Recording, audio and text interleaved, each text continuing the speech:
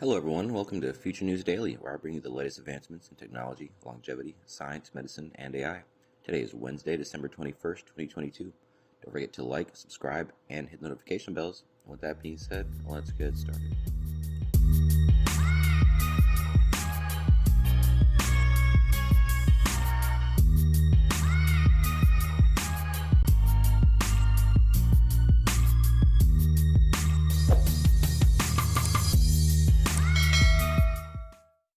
So first up today, Kristen Fortney on the pathway to longevity. So this is the BioAge CEO as they discuss positive muscle atrophy clinical trial results and teases possible cognitive direction. So a couple of weeks ago, we brought you the news that clinical stage biotech BioAge had announced positive top-line results for its clinical trial evaluating muscle atrophy. I don't believe I did do that on this page, just as FYI. No, they're prefacing, but the wasting or decrease in size of muscle tissue that can occur as a result of a variety of factors, including disuse, aging, malnutrition, and certain medical conditions. So BioAge's positive results news concerned its phase 1b clinical trial. The data for that trial for BGE 105, a highly selective, potent, orally available small molecule agonist of the apelin receptor APJ.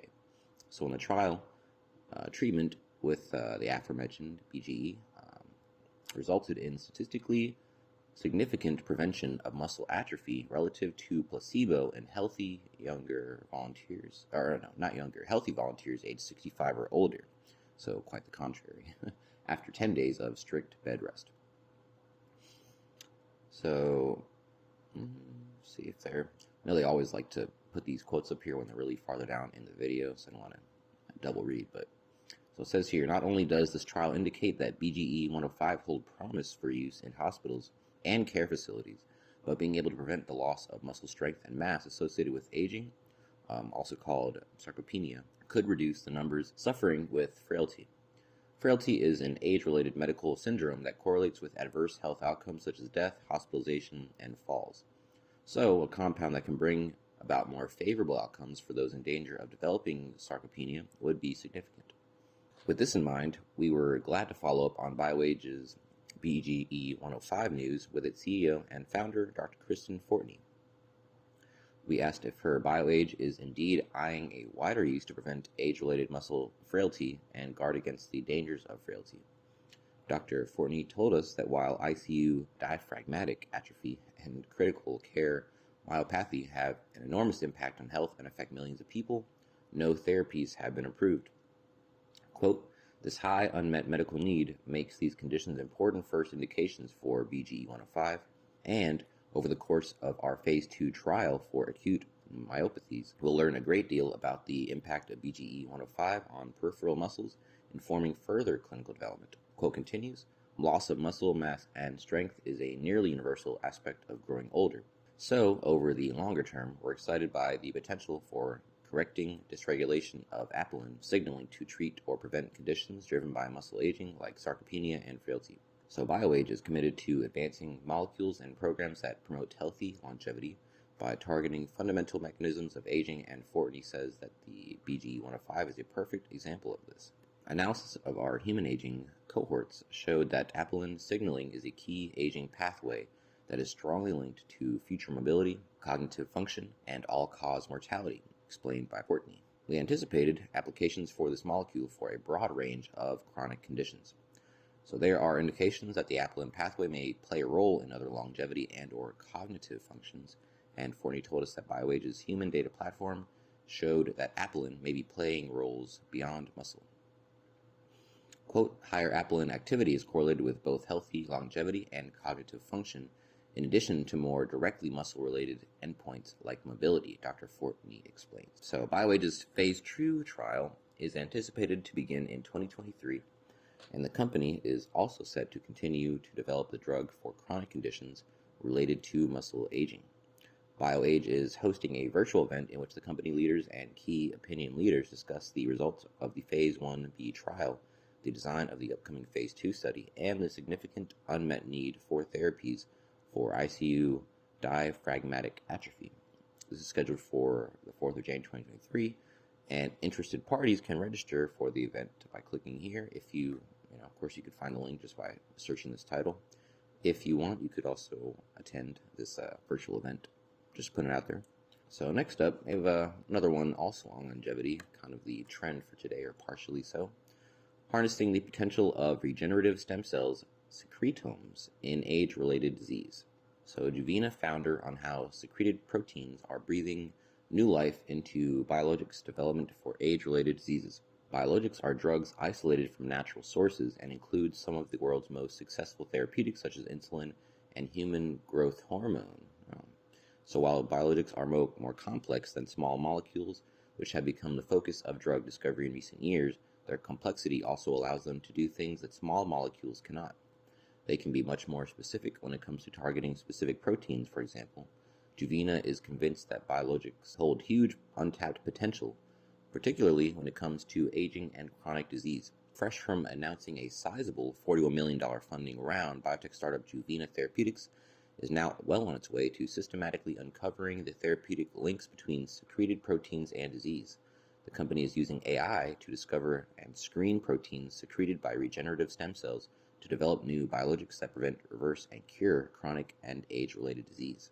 So pretty wide scope on this study, it seems. And here is the co-founder and CEO of Juvena Therapeutics, Dr. Hannah-D. Youssef. She quotes down here, "I fell in love with drug discovery and development and really admired the founders and their unique story." The quote continues, "I quickly realized that not only did I want to become a scientist, but if I had the opportunity to discover something exciting and translate it to help humanity, then I would want to start a company to explore that opportunity." These seeds were planted early and continued to germinate through Youssef's educational journey before finally emerging while she went through grad school at UC Berkeley. Quote, "I took a bioengineering course with professors Rena Conboy and Mike Conboy on stem cells and directed organogenesis. And it was really then that I had a light bulb moment. I fell in love with the concept that by understanding the mechanisms by which stem cells in our body start to decline in function with aging, we can actually target those mechanisms to revitalize our own body's stem cell function and promote tissue regeneration and repair to reverse the aging process." This light bulb moment made Youssef realize that this was the space she wanted to dedicate her life's work to. She went on to conduct research into the mechanisms underlying the decline of neural and muscle stem cell function with aging, but also started looking at proteins secreted by human embryonic or pluripotent stem cells, also known as secretomes. I was hoping they would explain that, so I'll say that one more time. So secretomes are proteins that are secreted by human embryonic or pluripotent stem cells. So what was exciting about human pluripotent stem cell secretomes is that these proteins had regenerative and therapeutic potential to promote regeneration of aged and diseased degenerating tissues. This is said by Youssef, who went on to develop a method to purify and concentrate these proteins. Quote, "When we added them onto aged human muscle precursors, we found they could promote better muscle differentiation and activate and stimulate these aged stem cell precursor cells when injected them into aged, injured skeletal muscle in a mouse model. They could promote regeneration of the muscle and reduce fibrosis within this mouse model." The challenges of translation. So this led to another light bulb moment when Youssef realized that this could be the translational discovery that might have a real impact in humans. Quote, "Instead of rejuvenating mice, we could actually develop a platform, a way to identify the key drivers of organ-specific rejuvenation within these human pluripotent stem cell secretomes. That would mean mapping secreted signaling proteins to the receptors they bind to and the regenerative effects that they're inducing across human cell and tissues." So doing this wasn't going to be easy, and Youssef realized she also needed an expert in quantitative proteomics, systems biology, and machine learning to deconvolute the complex world of secreted proteins. All of this was happening in 2011. Youssef was still in her earlier 20s, hadn't yet completed her PhD, and didn't feel she yet had the contacts or experience to start a company, so she headed to Stanford to do her postdoc, all while honing her skills both as a scientist and an entrepreneur. So yeah, kind of a backstory on both of the co-founders here. I'm going to skip down a little bit. So it's very typical to systematically map secreted proteins to diseases in which they can have therapeutic benefit, before pointing out that research on secreted proteins is limited and around a third have no known binding partners, but there's so much out there to explore. So pretty early, I guess, in this front, targeting chronic, degenerative, and rare diseases. Juvena has focused its initial efforts on generating dozens of hits in multiple therapeutic areas. Two of its most advanced assets are for neuromuscular diseases and are currently in the lead optimization phase. A third nominated developmental candidate has advanced to investigational new drug enabling studies with the support of the NIH and CIRM grant funding. Muscle degradation is closely linked with all-cause mortality. Quote, we looked at key drivers of aged or dystrophic muscle myogenesis, muscle regeneration, improvements of metabolism, and ultimately function that then could be translated into engineered biologics for specific neuromuscular diseases. We've engineered and improved its drug-like properties, and we were also fortunate to get funding from both the NIH and CIRM for its preclinical lead optimization and our preclinical development towards an investigational new drug. So it ends with some quotes here. We are a therapeutic platform company with a vision of building a robust pipeline of biologics across several therapeutic areas. These include looking at proteins and can promote pulmonary and hepatic regeneration. We are also exploring inflammation and potentially osteoarthritis. So we're aiming to leverage their translation through both internal development as well as partnerships. We are in the discussion with a few different potential pharma partners, which could result in some exciting news in the future. All right, so moving on. One more relative to aging, more tailored to the skin aging specifically. Glutathione and skin care, everything you need to know. Glutathione is a powerful antioxidant produced naturally in body cells. Interestingly, the levels produced are as high as other crucial molecules in the cells, such as glucose, cholesterol, and the critical element potassium. The high levels of glutathione in the cells reflect its importance in maintaining cell health. Glutathione is a tripeptide that exists in two forms: the oxidized glutathione, inactive form, and reduced glutathione, which is the active form. It comprises 3 amino acids, cysteine, glutamine, and glycine. Eating foods high in amino acids can also boost the glutathione level in our body. So food rich in glycine includes pork, chicken, and fish meat. Meanwhile, food rich in glutamine are eggs, beef, white rice, corn, tofu, and skimmed milk. In addition, poultry and meat are also high in cysteine. Glutathione plays a vital role in scavenging free radicals produced during cellular metabolism. When in appropriate amounts, these free radicals are not harmful to the body. However, when there is an excess of free radicals, these can destroy the cells or lead to cellular damage. High levels of free radicals are also attributed to inflammation. When inflammation is prolonged and becomes chronic, this can lead to several diseases such as Parkinson's, heart disease, and type 2 diabetes, and other long-term conditions. Fortunately, the presence of glutathione can counter the effects of chronic inflammation. As GSH or L-glutathione scavenges free radicals, they bind with these free radicals and become oxidized or turned into an active form. The inactive forms are reverted to active forms through an enzyme named glutathione reductase. However, when the body is exposed to toxins, free radicals, and heavy metals, glutathione reductase may need to catch up with the demands of reversing inactive GSH to active GSH. When there is too much oxidized GSH compared with the active form, this leads to cellular damage. When this occurs, this leads to early aging and other hosts of diseases, such as neurodegenerative diseases. Cellular glutathione, however, decreases with age. Hence, older adults are more prone to developing long-term conditions due to lower levels of GSH in the body. Glutathione and skin health. Glutathione has several benefits off the bat. One of the recorded benefits includes improving the overall health of skin.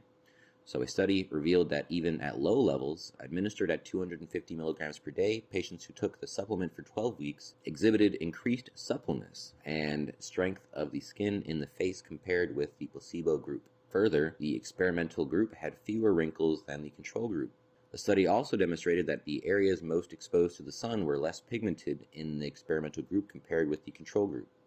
This showed that glutathione appeared to have more protective effects against pigmentation or darkening in areas newly exposed to the sun. It is still being determined if glutathione can whiten naturally dark parts when not exposed to the sun. Hence, when planning to sunbathe but still want to retain fair skin, it's best to take glutathione supplements weeks before the scheduled sunbathing. Melanin exists in two types: eumelanin, or blackish brown, and pheomelanin, which is reddish yellow. The higher pheomelanin levels, the fairer the skin. In contrast, the higher levels of eumelanin, the darker the skin. Exposure to ultraviolet radiation can increase hyperpigmentation of the skin. Further, ultraviolet radiation increases the production of free radicals such as reactive oxygen and nitrogen species. Glutathione clears both of these free radicals. However, when glutathione reductase is overwhelmed, this can lead to an increased number of free radicals in the skin. When this is not countered, this will lead to skin aging and wrinkles. Hence, it is always advisable to wear sunscreen when exposing yourself to the sun. When glutathione is present, it can brighten the skin by converting the eumelanin to pheomelanin. Alright, is intravenous glutathione effective in reducing skin wrinkles? The good news is that you can take intravenous glutathione or oral supplements to help you achieve that brighter and more supple skin. So I suppose the answer is yes.